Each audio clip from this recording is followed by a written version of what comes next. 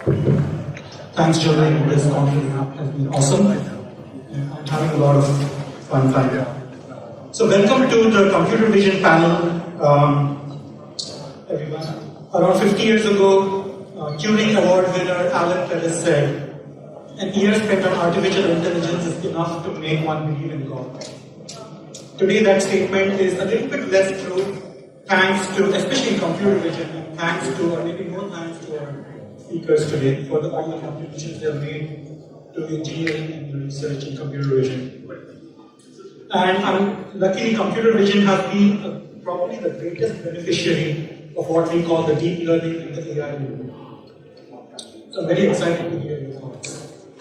So today we have three speakers talk about 20 minutes each, and there will be a short panel. With that, I wanted to invite our first speaker, Gary Bradski, who is the founder and CEO of OpenCV. OpenCV is the most popular open source computer vision package. Even today, I have his OpenCV book lying on my nightstand. So he's going to speak to us about what's new in OpenCV 3 and the support for Deepnets. Thank you. Yeah. Thanks. So this talk is going to be a little bit of a ramble. I'm going to introduce OpenCV 3.0, which has been out now. Recently, at the end of the year, 3.2 came out, and I want to make people aware that there are Deepnets now embedded, two Deepnet libraries embedded in OpenCV, and I'll talk about them a little bit, and then I'll talk about just the spur of different application areas. So let's get going. Okay, OpenCV, for those who don't know it, if you're in vision, an open source computer vision library. It's free and open. I started this in 1999 at Intel, and it's now a foundation and starting to get support. And we hope to keep this healthy for indefinite. So, OpenCV at a glance, I just looked last night just from SourceForge. Again, Git doesn't have good statistics and whatever that you can easily track, but SourceForge is at 14.5 million downloads. It's over 1 million lines of code now. Right now, in the last 3.2 release, we had 332 contributors, 1,600 commits, about 400 bugs fixed, and 83 new features. So development is at an all-time high in this library. The latest version is 3.2, and 3.3 should be coming out about mid-year. Intel is now very much back behind the support of this, so things are really moving along now. You'll see bugs fixed basically instantly. Okay, so I just took this last night. There's the download statistics from SourceForge. Again, Git doesn't give you, it gives you traffic, and it's a little bit hard to tell. And this isn't like the package, it's packaged with a lot of Linux distributions, so it's hard to say how many downloads. But just on SourceForge, we get about 280,000 downloads a month. So it's given the amount of vision people in the world, I think that's most of them. The OS, Windows, dominates, and often it's China is the dominant downloader, though it trades back and forth with the US and Japan. Okay, the library, if you don't know it, is it's pretty all-encompassing of classical vision. So a lot of the new stuff is under computational photography and geometric methods, better calibration patterns, and whatever. But it covers fitting, depth, stereo, computational photography is a lot of stuff. Components of SLAM, and this is all being used by my current startup right now, Array, which I'll talk about in a little bit. Where is OpenCV used? Just everywhere. I was on the organized the vision team for Stanley that won the DARPA Grand Challenge that basically kicked off the whole autonomous auto industry. That Stanley went on to Google to become Street View, and then And then with the urban challenge, the team got together and made the Google car. I have long since not been part of that, but Google Maps uses it, and it's in robots, movie production, industrial monitoring, construction, agriculture. I'm on the boards of companies or advisors and things doing all this stuff. Academics use it a lot around the world. Used it in distribution centers, safety monitoring, machine vision for factory inspection, a lot of face stuff, some very kind of fun things being done in LA with face tracking overlay. And I was just in Barcelona, and there's this whole performance art thing that they use vision routines to drive. So moving on. So what's new in OpenCV 3? 3 is the shift to C++ and the modularization of the library, and now an increasing focus on optimization to make it run fast, and actually to make the core a bit more compact. It's mostly compatible with 2.0, and 1 has gone away, or is deprecated. And like I said, 2.2 just came out. There's now 2 basic repositories. There's OpenCV, and that's going to have the core. It's actually shrunk in 3.0. And then everything else, the advanced routines and whatever, is in OpenCV _contrib. There are 2 different repositories. You can sort of build them as one with CMake. And that's where all this advanced functionality is. It's maintained the same way. It's totally modular, so everything goes through build bots and waterfalls, and it has unit tests and everything. We're trying to keep this up. So basically, contrib becomes sort of maintaining, or else we kick things out. The thing that's really actively maintained is the core. Like I said, there's a big focus on optimization now, running efficiently. There's Kronos, if you know OpenGL and whatever, has formed this OpenVX. It's a HAL, hardware optimization layer for acceleration layer for vision, and this is important because it allows manufacturers to optimize, and we write to this spec, and OpenCV is conforming to OpenVX. OpenVX is fairly small. OpenCV has more than 100 other optimized functions, and those will, because of the support, show up first on Intel architectures. But we just got a huge contribution of optimized ARM routines, so everything's going to get faster in that way. OpenVX is also supporting Deepnets, which will support, and it's basically a flow graph that can run efficiently on hardware, that you can build the Deepnet computations out of. So I'm just highlighting a very few of the large number of things here. As computational photography. Here I've shown high dynamic range imaging, so compositing things together to get a high dynamic range image, but there are a lot of effects that you can do. One of the things I improved a couple of years ago was when we have complex camera systems where the cameras are pointing all over the place. It's hard to get everything in line, so basically we have tagged corners. It's sort of better to use checkerboard corners because the bias is on one side. And there's no real definition of what an image corner is, but when you have a checkerboard, the bias on one side is canceled by the other, so now you have both together. Probably this year I'm going to put April tags in there, or modify April tags so you can put a checkerboard of April tags. It's a little more robust finding. So I mentioned DeepNet libraries. Everybody's going deep. It'll be interesting to see how far deep goes. Sometime we need a panel on these geometric algorithms. Kalman filter is optimal in many circumstances, so you can't do better should you learn the filter then. But so far, in my experience, it's great at feature detection, image retrieval things, and then when you do a geometric task, we always are ending up falling back to combining the methods. So making use of geometry directly when we have it, and that's getting the high accuracies. So far, I haven't seen a regression that really competes, but there's not that many people working in that area. So, but the basic libraries, there's two of them. DNN. DNN just takes the output of TensorFlow or Caffe or Torch is being added right now, and just runs it optimally right now on Intel architecture, but that'll go across the ARM. So it tries to run it in an optimized fashion. TinyDNN is a template. It's just a C++ header that has the complete library with the current nets, everything. It does learning and runtime.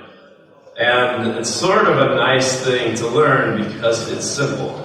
Right? The framework is very simple. You can learn it. It has the pluses and minuses of a template library, but the structure is very compact and simple. So that's what's in, and it is under very active development. So, that's what's being done. So those are the Deepnet things at OpenCV. There's model zoos that are growing there that optimize. This is just the recognition one, but there's many more networks that it start to play with. So I put, someone gets these slides afterwards. There's some links to these libraries. TinyDNN. It is not yet linked in. It's a complete repository. It works. It builds. It's going. But we're formally joining it as a 3.3. So that's the end of the OpenCV overview. I wanted to make note that our new book is out. I've done with Adrian Taylor and myself, who switched author positions. But this just came out after, a multi-year slip. And so that's good. It's a complete reference for the C++ library. Okay, moving on. Now I don't even know where I am in time. I hope I can finish this. So I'm just giving my sort of wandering history through Silicon Valley. I kind of do a lot of startup-ishy things, starting with OpenCV. I did that at Intel Labs. And, Intel Labs, that group is long since gone, but OpenCV is here.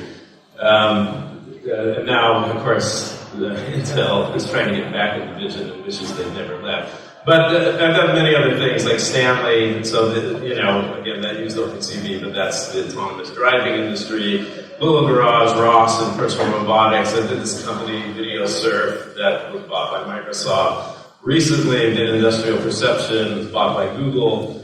You can see the robot tossing boxes. So we actually taught it to toss boxes for Larry Page's birthday before Google bought the company. That might have been a reason. But magically, and now finally at the bottom there is Array. So I've had this wandering journey and working on often industrial-ish kind of stuff. I just wanted, because now I'm also affiliated with IDG Capital. Who isn't these days with multiple hats? But I see a lot of Me Too business plans, and I try to get people to think a little bit more broadly. Problem with Silicon Valley is a lot of people are young, so they don't have elder care problems, but those will come. So these are big areas that are obvious and elderly. Well, my 99-year-old father, he doesn't want cameras on him, but he doesn't, radar's okay, and a radar can be trained to read the heartbeat even when they're in the bathroom. It can be sort of non-intrusive that way. So these are just giveaway areas. Do startups with this. Speech. My father is very deaf, and we have all this speech recognition. Don't you think speech to text should be built in on nice apps? Where are they? There are 60 million people that are deaf.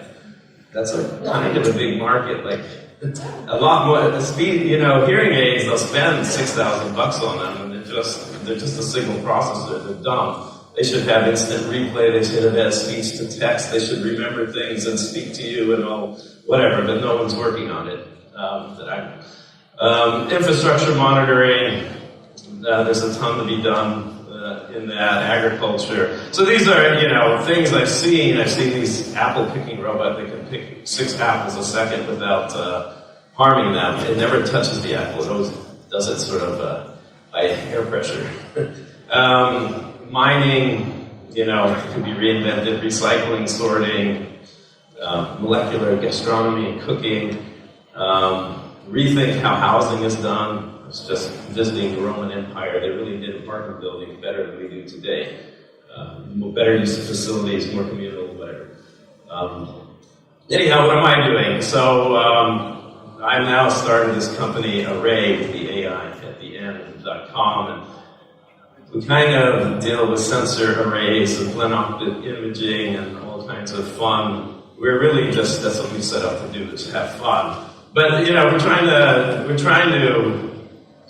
maximize creativity, make content creation much easier end-to-end, using Deepnets and vision and sensor grids, and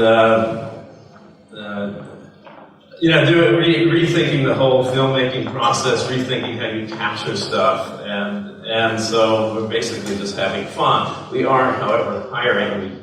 We just got our funding in and staffing up Deepnet teams. Come to me. Ethan is a co-founder. He was in Google X of the industrial perception, so we're staffing up.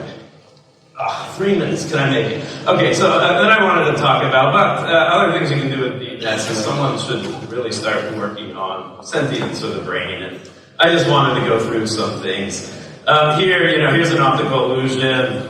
Of course, you know, square 1 and 2 are the same shade of gray. That's obvious because you know optical illusions. And, you know, this is the proof, not doing anything to the image. But you can see vision is doing a lot of stuff to compensate for the natural world. And here again, all those colored dots, none of them are there. This is just only colored lines in the middle and on the left and on the right. There's no glow, there's no spread of color. That's being produced by the dynamics of vision. Deepnets are an equilibrium kind of thing. We don't capture any of the dynamics, but your brain is not in equilibrium. It's simply always a dynamic function. And here you can see it's called neon color spreading. All those colored dots, hopefully you can see them, are being produced by the dynamics of your visual system. And there's reasons for this, but I won't go into it. Okay, I got this going. Change blindness, this is another thing. So what's different in this picture? This is, do people spot the difference? Sometimes it messes up because it's on a display, but so these are two different images right there. There's a big change in this image. I'll give people a little bit, but I gotta rush on. The engine on the aircraft is there. So you think you're representing anything by your recognition network, but you're not. The attention plays highly in what we see. And this is, again, if you watch it, you'll get it on the startup. You can see these at the Exploratorium in San Francisco, whole films where everything's changing, but you see nothing. Okay, so I'm rushing on. I'll get on to that. Anyhow, I just wanted to say one of the ways of exploring the brain is to build a robot. Robots, whenever you build them, have to represent themselves in their plan. We do the same. I'm going to rush through this. We live in this weird geometry because things are smaller, but we see them as the same. And here, you know, this is illustrating that. So we have this space variant grid, and you'll see this in museum dioramas. They directly represent this. Moving on, like the robot, we simulate what we do. We don't see the world. This is what machines do. Also, we don't see the world. You see your simulation. You'll see your simulation when you go to sleep, when you dream. That's the world you're living in. When you wake up, you're still dreaming, but you've attached the data to the outside world. And this has a lot of implications for perception. I like to say, like, what is above that roof or below the floor? The answer is obvious. It's the inside of your skull. It's right below the surface of everything you see, right? That's what we see. I was just trying to say we're also social creatures, so we simulate other people. You'll meet them in your dreams, but you simulate yourself. So this is sort of how I think sentience arises, because we experience not the perception, but the simulation of the perception. So I'm suggesting these pictures were drawn by Steve Lakehart. You could look him up. He produces all kinds of stuff now on weird algebras and how they relate to the structure of the brain. He sees math itself is not something out there, but it's a reflection of the perceptual structure of the brain. We have to represent infinity in a finite space. Anyhow, that's it. This is kind of like a little prod to do more interesting things for those who have the time. That's it.